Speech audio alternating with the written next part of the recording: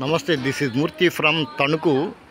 తణుకు దగ్గర ఉండ్రాజవరం రోడ్లో పాలంగ అనే గ్రామం ఉందండి. అక్కడ ఇప్పుడు మనం చూస్తున్నాం కదా, స్పందన అనేది ఒక చారిటబుల్ ట్రస్ట్ అనుకుంటే ఇది.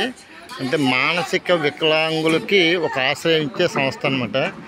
అంటే భగవంతుడు ఎన్నెన్నో జీవరాశులను సృష్టిస్తాడండి. అలాగే అన్ని జన్మలకు ఉత్కృష్టమైన జన్మ, అతి అద్భుతమైన జన్మ మానవ జన్మ. ఈ మానవ జన్మ చరితార్థం చేసుకోవడానికి ఒక్కొక్కరు ఒక్కొక్క పని చేస్తూ ఉంటారు. వాళ్ళకి తగ్గట్టుగా సేవా కార్యక్రమాలు చేస్తూ ఉంటారు.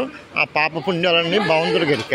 ఈ నేపథ్యంలో మనం చూస్తుంది ఏంటంటే మానసిక వికలాంగులు, అంటే బుద్ధిమాన్యం, అంటే ప్రకృతి వైపరీత్యాల వల్ల లేకపోతే జీన్స్ లోపం వల్లనో మాకు తెలియదు, కానీ వీళ్ళు చాలామంది బుద్ధిమాన్యం కలిగి, అంటే వాళ్ళకి శరీరం అయితే ఎదుగుతుంది కానీ వారికి మానసికంగా వాడికి పాపం చూస్తున్నారు కదా, ఇంకా చంచలమైన స్థితి అన్నమాట. అంటే వాడికి ఆలోచన శక్తి ఉండదు. అంటే వాళ్ళంతటా వాళ్ళు తినాలన్న ఆలోచన కూడా ఉండదన్నమాట. అటువంటి దయనీయమైన స్థితిలో ఉన్న వాళ్ళకి ఎంతోమంది అంటే ఇలాంటి ఉదార స్వభావాలు కానీ లేకపోతే దాన ధర్మాలు తెలిసిన వాళ్ళు కానీ ఒకప్పుడు అయితే రాజులు చేసేవారు. వాళ్ళు ఫండింగ్ ఏర్పాటు చేసుకొని వీళ్ళకి ఒక మంచి చెడ్డ అంటే ఆహారపు కానీ లేకపోతే వైద్యం కానీ అవన్నీ షెల్టర్ ఏర్పాటు చేస్తున్నారు.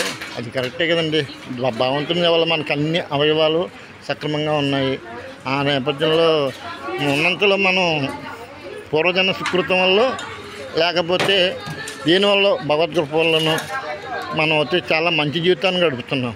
ఇటువంటి వాళ్ళని చూస్తుంటే మాత్రం ప్రాణం తరికిపోతుందండి. వాళ్ళని చూస్తుంటే అంటే వాడికి తినాలన్న చూడండి, వాళ్ళే తినిపించుకుంటున్నారు. అంత వయసు ఎదిగింది, తినాలి నవలాలి అన్న ఆలోచన కూడా వాళ్ళకి తెలియకపోతున్నాం.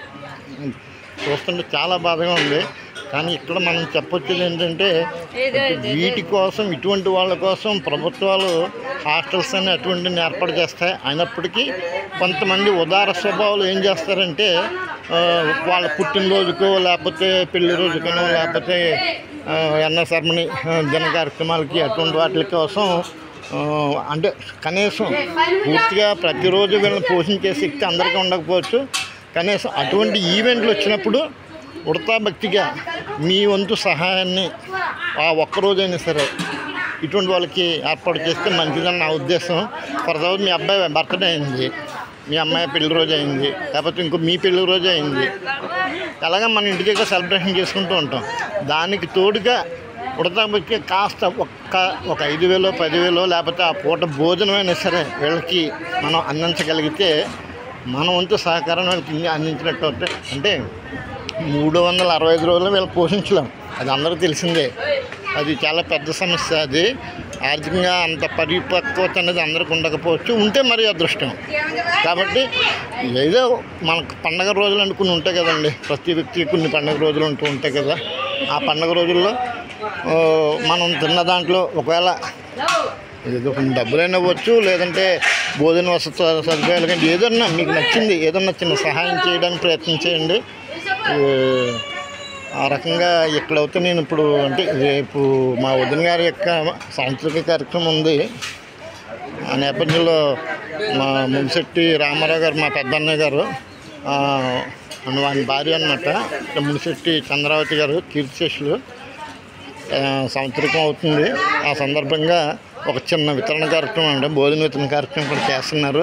అంటే నాకు చాలా దయనీయమైన పరిస్థితి అండి. మనం ఇంకా ఇంతకన్నా ఎలా చెప్పాలో నాకు అర్థం కావట్లేదు. ఒక్కసారి సహృదయులైన ఎవరైనా మనసు గల మహారాజులు ఎవరైనా ఉంటే కనుక ఇటువంటి ప్రతి ఊళ్ళోనూ ఉంటాయి.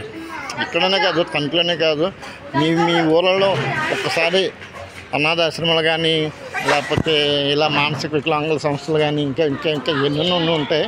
అటువంటివి ఉన్నప్పుడు మాత్రం దయచేసి కాస్త చేదోడు వాదోడుగా ఉండండి. ఏదో రకమైన చిన్న సహాయం అందించే ప్రయత్నం చేయండి.